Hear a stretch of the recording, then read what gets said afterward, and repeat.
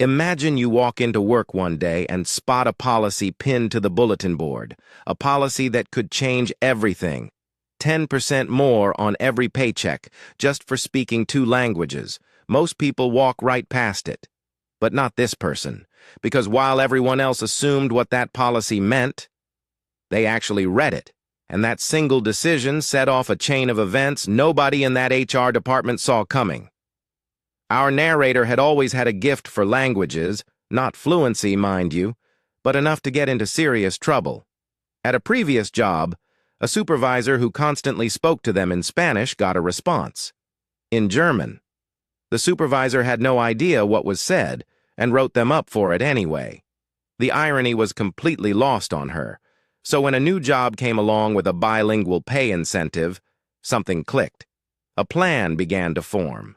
A beautiful, technically legal, absolutely unhinged plan. The policy said bilingual. Just bilingual. No language specified.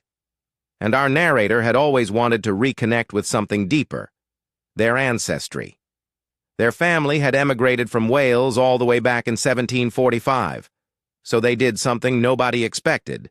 They enrolled in an online Welsh class. Weeks passed. Then months.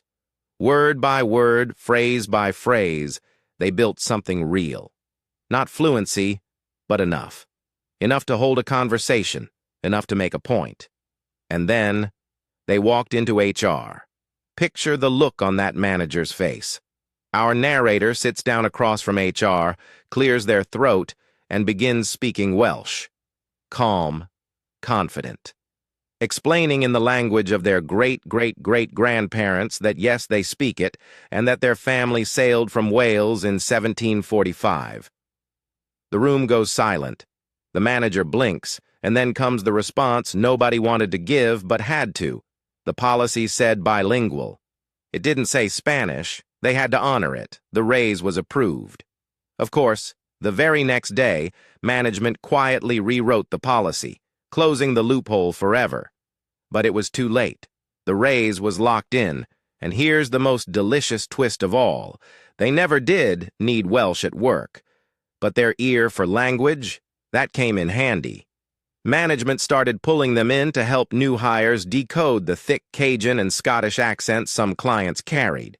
The person hired to speak Welsh became the unofficial accent translator. You genuinely cannot make this up. So the next time your company dangles a vague policy with a loophole wide enough to drive a cultural heritage through, maybe dust off your ancestry. Maybe crack open an app, because somewhere out there, a policy says bilingual. It doesn't say which one. And as our narrator signed off on that Reddit post with 2 words that said everything, "Will y'all," the rest of us were left wondering, what language should we be learning?